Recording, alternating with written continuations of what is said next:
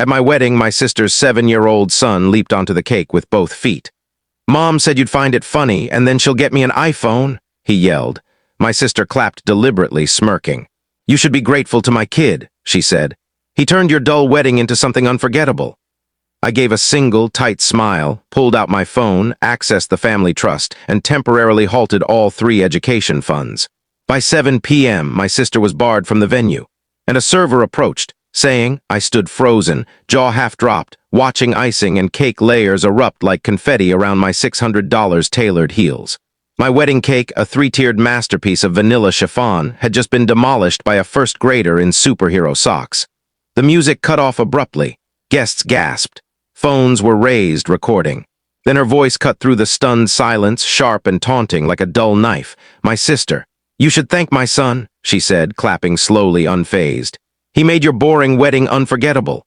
Frosting splattered the chandelier. My husband stood motionless mid-toast. I smiled once, brief, cold. Then I reached for my phone. One tap, Face ID unlocked. Opened the Family Trust app. Suspended all 3 tuition accounts my sister didn't realize I managed. That was 6:52 p.m. By 7 o'clock. Security was quietly ushering her out of the venue as she ranted about family betrayal. By 7:03, a waiter approached, earpiece in, tray balanced. "Ma'am," he said, "the lawyer's on the line. They say weddings reveal the best and worst of families. I didn't expect mine to demonstrate both in the first hour and a half. Let me backtrack. I'm Lydia, 33, a financial analyst with a painfully predictable job and apparently a painfully predictable wedding, per my sister Natalie. She's 35, a full-time mom, part-time social media provocateur, and lifelong attention seeker. Our friction goes back years, to high school if I'm honest, but I never imagined she'd turn my wedding into her son's bounce house rehearsal. Natalie always had a knack for making everything a spectacle. At Mom's retirement party, she declared her yoga instructor ambitions just as Mom sliced the cake. At my graduation, she wore a white gown, yes, to someone else's milestone, and stole the photo spotlight. But I'm getting sidetracked. For over 5 years, I've quietly supported Natalie financially. Post-divorce, I covered her rent for 6 months, bought her son a laptop for virtual classes, even paid for a dental procedure when she had no insurance. All without fanfare. I didn't do it for praise. I did it because she's my sister, because she'd say, "You're the one who's always got it together." It sounded like a compliment. It wasn't. It was permission. Permission to offload every unpaid bill, every emotional outburst, every overlooked birthday gift onto me without repercussions. And I took it. I absorbed it. I became the financial cushion that let her take risks she never had to weigh. But this wedding was supposed to be my boundary, my day. When my fiancé, Daniel, proposed last fall, we planned something understated yet refined. 80 guests, close friends, a few relatives. My parents were overjoyed. His parents covered the venue. I handled the rest discreetly, including the education funds for my nephews, 3 of them, one of whom had just launched himself into $2,400 worth of vanilla frosting. I should have noticed the red flags earlier. 2 weeks before the wedding, Natalie asked if her kids could do something adorable at the reception. I suggested passing out programs. She pitched a TikTok dance entrance for viral fame. I chuckled, she didn't. Then came the flower girl dress saga. My 6-year-old niece had a lovely blush tulle dress chosen by Daniel's sister. Natalie sent me a photo of a garish glitter dress from a budget site, texting, "This suits her better. She needs to stand out." When I said no, she accused me of crushing her daughter's spirit. Daniel said, "Let it slide, it's just a dress." I let it slide, mistake. At the rehearsal dinner, she pulled me aside during dessert. "Don't expect my kids to act like little soldiers tomorrow. Kids need freedom, not your perfection." That perfection dripped with contempt. She made it sound like being organized, dependable, and solvent was a personality defect. I smiled anyway, because that's what I always did. And that smile, that silence, is what paved the way for what happened next. After dinner, I caught her son, Jadon, swiping frosting from the cake in the display fridge. I gently stopped him, wiping his hands. "This is a special cake, buddy. We wait till tomorrow," he giggled. "Mommy said I could touch it. She said it's just food." Again, I let it pass. I let everything pass until I didn't. The wedding day was flawless until the reception. Daniel and I had just finished our first dance. I just kissed my husband, for the first time as a married woman when I heard a scream, then gasps, laughter, a thud. Jadden, in his tiny suit, had climbed the table and plunged both feet into the cake like it was a bounce house. When someone yanked him out, his socks dripping with icing, hands smeared with blue sugar flowers, he shouted, "Mom said you'd find it funny, and then she'll get me an iPhone." Let that sink in. This wasn't an accident. It was orchestrated. As guests stood stunned, unsure whether to gasp or laugh or film, Natalie clapped. Deliberately. She stood there in her sparkling gown, smirking. "You should be grateful to my kid," she said. "He turned your dull wedding into something unforgettable." That's when something in me stilled. Not rage, not sorrow, just done. Done pretending she meant well, done convincing myself she didn't know better. Done believing family meant enduring public humiliation with a fake grin. I turned, walked to my purse on the gift table, grabbed my phone, opened the trust portal, and paused all 3 education funds I'd been secretly managing.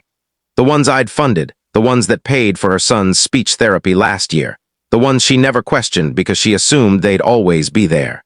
I didn't speak, not yet. When the venue manager asked if I wanted to press charges for property damage, I declined.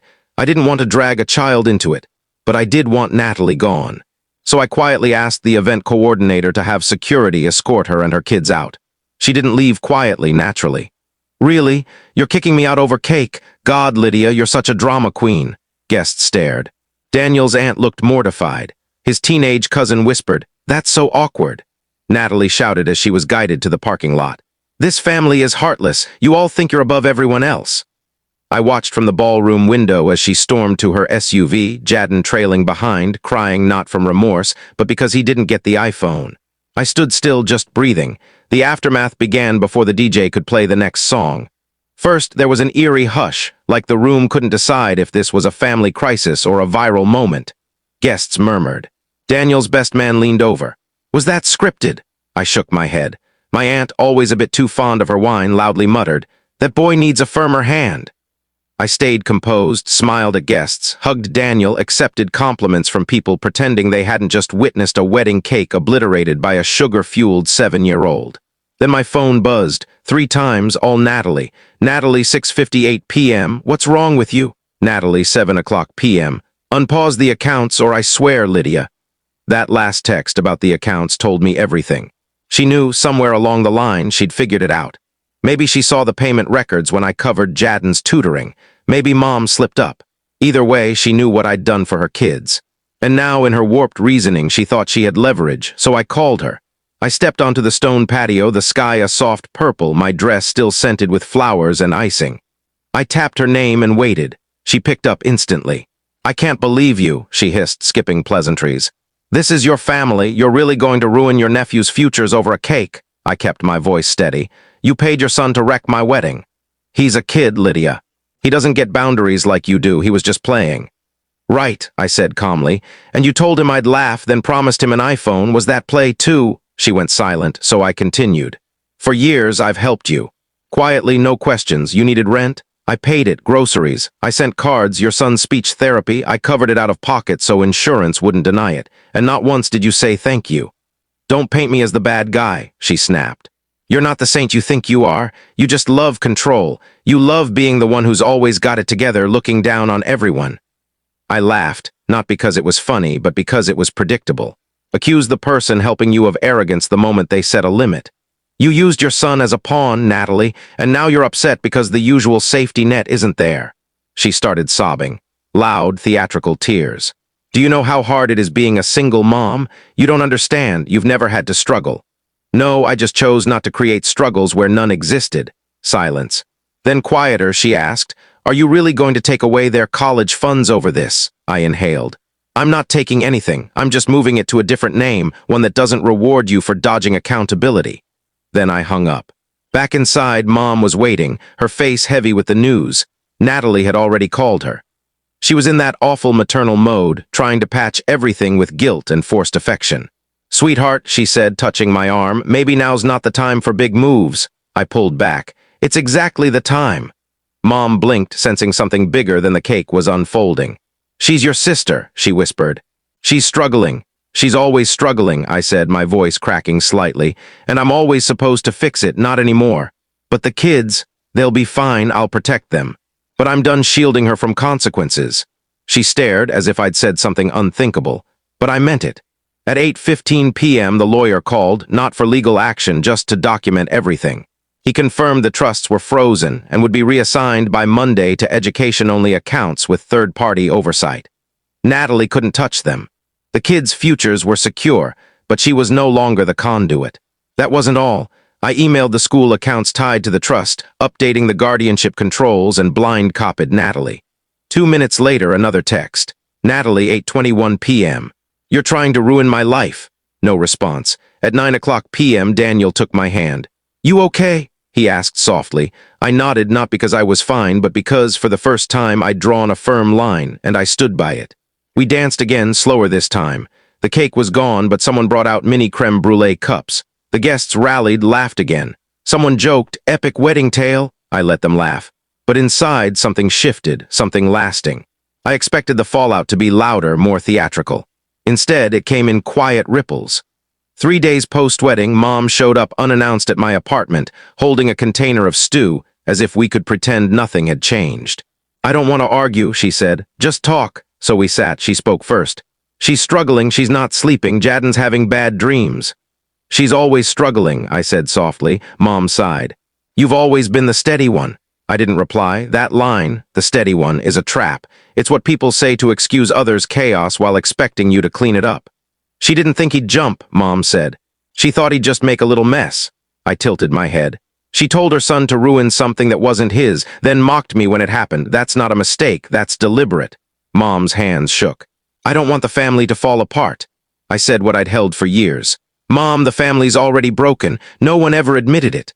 I told her everything, the education funds, the dental bills, the rent I covered, how much I'd carried, how little I'd asked for. She cried real tears. I think she finally saw how much I'd shouldered while Natalie leaned on chaos. Then she asked, "Are you cutting the kids off entirely?" I shook my head. "No, the accounts are reassigned, still funded. But Natalie can't access them. She's done." Over the next weeks, Natalie's silence was loud. No apologies, no explanations, just vague Instagram posts about fake family and people who can't handle strong women. She unfollowed me everywhere. I didn't care. Daniel and I took a short honeymoon, a 3-day lake cabin retreat. No drama, just calm. For the first time in years, I wasn't bracing for someone else's crisis. I slept better, read more, stopped checking my phone every 10 minutes for chaos. 2 months later, an email came from Jadden's school, thanking me for updating the financial custodian details. Attached was a drawing Jadden made for Auntie Lydia, crayon marker, a big heart with stick figures holding hands, labeled me and you. I stared at it for 10 minutes before tears came. Not from pain, but because it reminded me why I'd done it all. Not for Natalie, not for recognition, for them, the kids. By month 3, things shifted. My younger cousin texted out of the blue, "Heard about the wedding, that took courage." Respect, a friend of Natalie's, barely an acquaintance, messaged me on LinkedIn, "Good for you." Then, unexpectedly, her ex, my brother-in-law, reached out for coffee. He said he'd seen it coming for years. Natalie always expects someone else to clean up her messes. She thinks motherhood excuses everything. We talked for an hour. He offered to take more custody if the school raised concerns, supporting any steps I took for the kids, even if it meant cutting Natalie out. It felt like a subtle tide turning. Thanksgiving at Daniel's parents' was different. No meltdowns to explain, no bills to cover, no fights to mediate or apologies to whisper. I passed the stuffing, laughed at stories, held Daniel's hand under the table. When someone asked, "What's your favorite wedding memory?" I smiled. "The cake explosion," I said, "because it made everything clear." They laughed. I didn't. That frosting-covered kid gave me the push to break free. It's strange what lingers when the chaos fades. Not the ruined cake, not the shouting, not even the lawyer's call. What lingers is the silence after, not empty, peaceful. For the first time in years, my life feels like mine. Not least out in emotional debts to a sister who only called when she needed something. And the biggest surprise? No guilt. I thought I'd feel it. Guilt was woven into me like I owed my family for being the reliable one. The one who didn't make waves, the one who always answered. But now, I see it clearly. They weren't asking for help. They expected me to vanish into their messes. That's done. I still think of Jadden and his brothers. I send Christmas gifts quietly, no return address. I get crayon notes every few months via teachers or counselors. I keep them all, not for praise, but as a reminder of the good in this mess. Those kids deserve better than learning manipulation is normal. That love means breaking until you shatter. I can't give them a new mom, but I can give them a steady safety net wrapped in boundaries. That's enough. Natalie, we haven't talked. She tried once a 3-line email near Mother's Day. Hope you're satisfied. You turned everyone against me. Well done. I didn't respond. What do you say to someone who sees consequences as cruelty? Let her believe what she wants. I've worked too hard for peace to let her back in. Daniel's been my rock. We laugh now, sometimes grimly, about the cake debacle. He calls it our frosting christening. It's a legend among friends. I used to wince when it came up. Now I embrace it. That messy, humiliating moment set me free. Disaster can do that. Last week over lunch, my dad, never one for words, said something between sandwich bites. I was proud of you, you know. You didn't yell, didn't lose it. You just acted. That was it, his whole compliment. But I held it like treasure. I don't carry anger anymore, not for Natalie, not for Mom's enabling, not for the younger me who thought silence was love. I don't owe them anything. Not my time, my money, or my forgiveness. Forgiveness is earned, so is trust. And I'm at peace walking away from those who demand both while giving neither. Here's what I've learned: you can say no even to family. You can stop being the family rescuer. You can keep your earnings, your time, your energy, things you once gave freely. You can set the cake down, leave the party, and not look back. And if they call you cold, dramatic, or selfish, let them. Sometimes being selfish is the kindest thing you can do for yourself. The night before I finalized the trust reassignment, I opened a file I'd made months earlier, a spreadsheet tracking every cent I'd spent on Natalie's behalf. It was called Temporary Family Support LSX. That night I renamed it Closed, and I haven't opened it since.